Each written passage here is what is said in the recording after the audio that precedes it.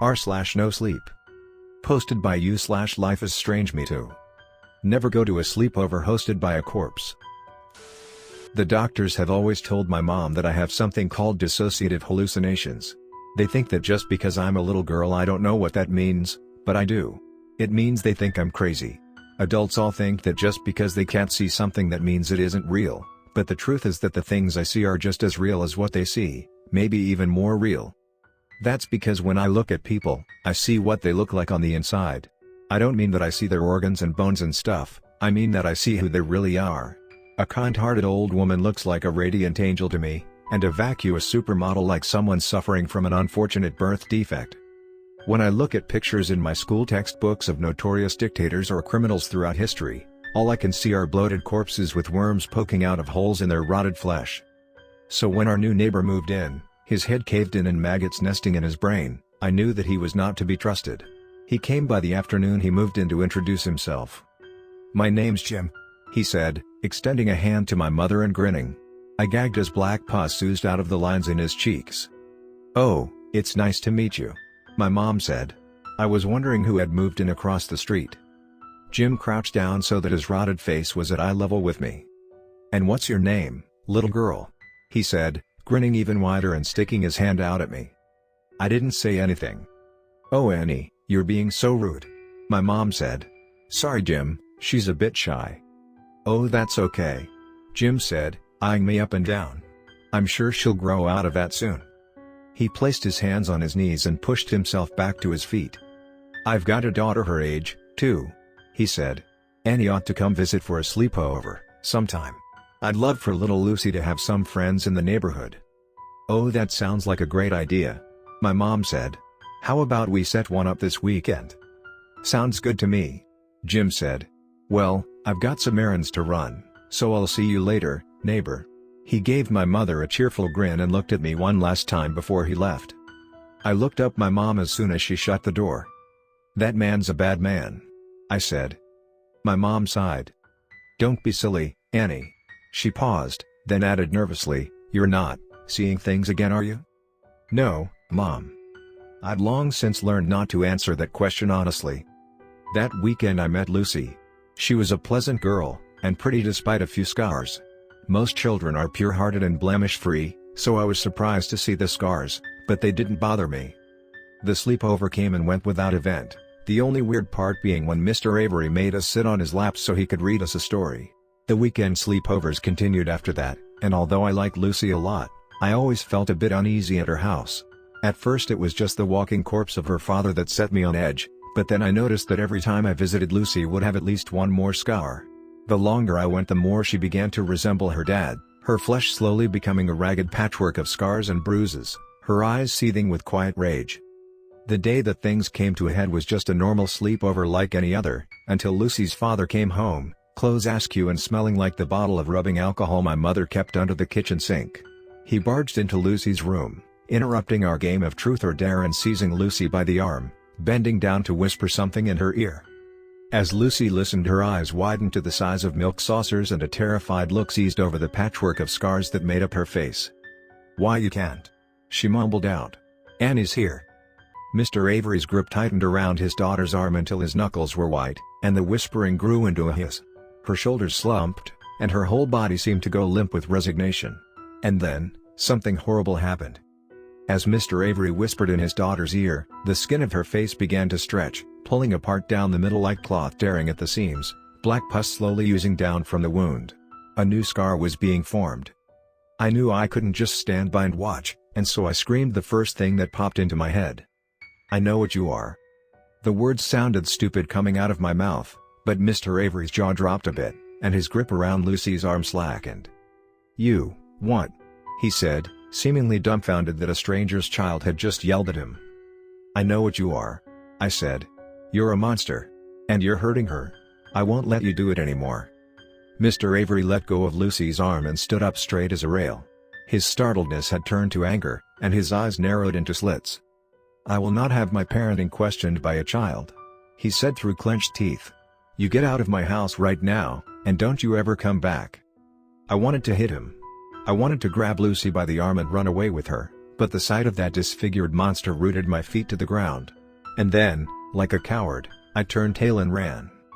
I got grounded for 2 weeks for my disrespect to Lucy's father, and the next time I saw Lucy around the neighborhood she was covered in so many scars that she was unrecognizable. I only knew it was her by her clothes and her ragged denim backpack with drawings all over it. As I saw Lucy becoming more and more disfigured, a boiling rage began to seethe inside my heart. That man had taken my friend from me, he had taken away her happiness, and nobody around me seemed to care. The more I thought about it, the more hateful I grew, and before long ugly red scars began to rip their way through my face. I knew I couldn't let him win. I couldn't let him get away with whatever he was doing to hurt my friend. I couldn't let him keep hurting her. So I hatched a plan. One day when my parents were working late, I snuck into my dad's closet and opened his safe. I knew the combination was my parents' anniversary. Inside I found what I was looking for, my father's antique Colt .45 revolver and the cardboard box of ammo. I loaded the gun and wrapped it up in grocery bags so nobody would see what it was. Then I walked across the street to Lucy's house. I rang the doorbell, and as I stood on the porch a panicked thought suddenly rushed through my head. What if someone else opened the door? What would I do? What would I say? My heartbeat pounded in my ears as I heard footsteps approach from the other side. The knob turned, my mouth went dry, and the gun seemed to grow heavier in my grip. The door opened and there stood Mr. Avery, mouth slightly agape. His expression quickly turned to anger. "I thought I told you that you weren't." Bang! The gunshot shattered the peaceful air of the quiet suburban neighborhood, and Mr. Avery stumbled back, clutching his bleeding stomach. I hit the ground as the gun kicked me back, ears ringing from the shot. I struggled back to my feet as the world span and blood rushed into my head. Bang! The air shattered again, and Mr. Avery fell down, and he didn't get back up. The ground beneath me span so fast I felt as if I would fall off the earth. And then, I felt myself falling, and all I saw was darkness. I woke up in the hospital 2 weeks later. The doctors said I'd hit my head on the pavement when the gun kicked back, and slipped into a coma when I got to the hospital. In the 2 weeks that I was out, girls in the neighborhood had come out about horrible things that had happened at Mr. Avery's sleepovers. The adults assumed he'd done the same to me, and they told me that the DA had declined to press charges against me. To this day, I still know that what I did that day wasn't justice, it wasn't right. But I also know something else. I know that every time I saw Lucy after that, she had at least one less scar. And that's good enough for me. The next story of this video. Posted by you/lifeisstrangemetoo. The last time I ever went grave robbing. Are you ready? Ready as I'll ever be. Alright, then. Jonathan began dramatically. In 10, 9, 8, 7. Just blow the damn thing already. Jonathan shook his head and sighed, giving me a look of deep disappointment. You're a dreadful showman, you know that, Daniel? Well, it's a good thing I'm a grave robber and not an actor then, isn't it? Grave robbing? Is that what you think we do here?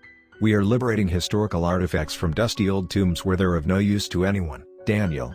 We're like Robin Hood, stealing from the rich and giving to the poor. Think how many people that golden death mask last month could have fed if that rich, dead asshole had sold it instead of insisting that he be buried with it. It's a death mask, John, being buried in it is the whole point. And how do you figure we're giving to the poor? We're keeping the money, aren't we? Of course we are, Daniel, and we're poor, are we not? Haven't you ever heard that charity begins at home? Just blow the damn door, John. With any luck the blast will damage my hearing and I won't have to listen to you anymore. Righto, said Jonathan, lighting the long fuse that trailed up to the dynamite we had spaced evenly along the entrance to the tomb. I watched with my fingers in my ears as the flame snaked its way up the fuse and exploded, caving in the door and leaving the ancient underground pyramid ready for us to explore. I felt a deep sense of foreboding as we approached the door, but I shook it off. I often felt that way when entering a tomb. Though I'd never admit it to Jonathan, the stories that the ancient Egyptians had cursed them to protect against intruders had always unnerved me. That feeling only intensified as we crossed over the threshold over the door, and the earth below us gave a deep rumble. The fuck was that? Said Jonathan. I shook my head. Maybe we ought to leave this one alone, I said. By now I was starting to lose my nerve, and the fact that I couldn't figure out where the rumble had come from wasn't helping. Are you crazy? Jonathan said incredulously. There's nobody around here for miles, there's no way this one's been plundered already. We'll be carrying out armfuls of gold. I couldn't deny that he was right. In fact, This area of the desert didn't seem to be just devoid of people, but devoid of life entirely. There were no desert plants, no lizards, not even the scavenger birds that usually followed you when you trekked this far into the desert. As the sand had muffled our footsteps, our journey here had been made in an eerie silence which even Jonathan had seemed reluctant to break. I gave my head a little shake, hoping I could shake the thoughts of booby traps and ancient curses out as well. "Fuck it," I said more bravely than I felt. "Let's do it." Jonathan grinned and patted me on the back as we proceeded deeper into the tomb. "Finally grown a pair of testicles, I see," he said, chuckling. "Your wife will be so happy." "Not as happy as your mother." I ducked as Jonathan tried to sucker punch me. "You'll be paying for that one later," he said, pointing at me. "You're just lucky I need you to help me carry out this assload of treasure we're about to find." I wasn't sure if he was right about the treasure. These ancient tombs were usually built like mazes, to keep grave robbers out or in. But shining my flashlight around the walls as we went, I saw only one long, straight passage that looked as if it had been chiseled out in a hurry. I wondered why they had been so sloppy. Usually tombs this large house somebody very important, therefore they were usually built with great care. We walked on down the steeply sloping passage for half an hour before we reached the end. We must have been very deep underground by then. At the end of the passage was a heavy stone door, bearing a message carved in hieroglyphics. Jonathan looked perplexed. "We ought not use the dynamite this deep in," he said glumly. "You're the expert, Dano. Do they say how to open it?" I scanned the flashlight down the columns of hieroglyphics. A chill ran down my spine as I read the words. "It's a warning for grave robbers," I said quietly. "It says that there's no treasures here, only death." "That's a little too vague to be scary." Jonathan walked up and rammed the door with his shoulder. "Fuck," he said. "It's not gonna budge." "You know, sometimes I think you just enjoy getting hurt."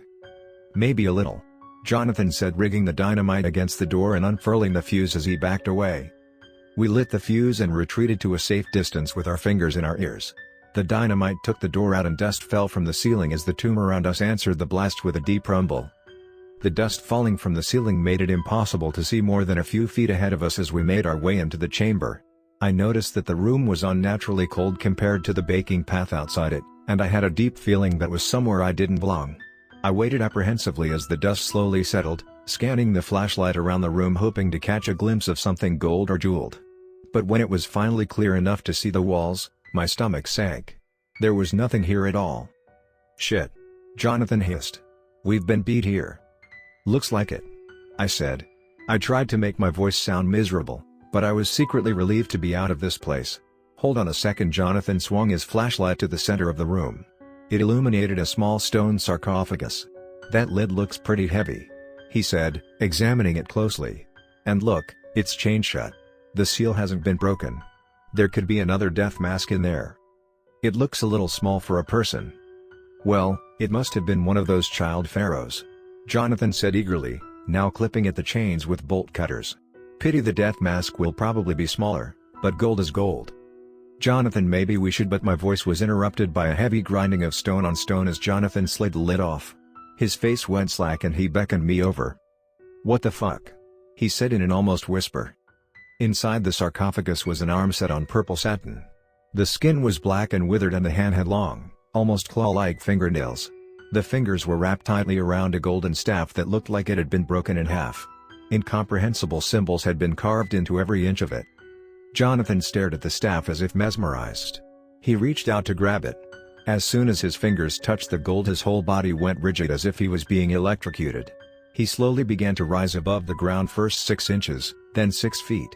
His face was totally blank, his eyes had rolled up into his head, and his body began to jerk and shake as if he were some sort of marionette with some invisible force yanking his strings. His mouth began to stretch unnaturally wide, so much so that it began to rip in the corners, little droplets of blood trickling down his chin. I wanted desperately to run, but I felt as if I was rooted to the ground, just watching him float there like a horrible sort of rag doll. He uttered a terrible piercing scream, and a black mist exploding from his mouth, filling the chamber around us with a terrible buzzing sound. I pointed the flashlight at it, and I saw that it wasn't a mist, it was locusts. I finally regained my senses and ran, but the locusts followed me, pelting me and landing on me, tearing off little bits of flesh as I swatted at them. There was no way I was going to make it out. I thought I was going to die here. Just then an idea occurred to me.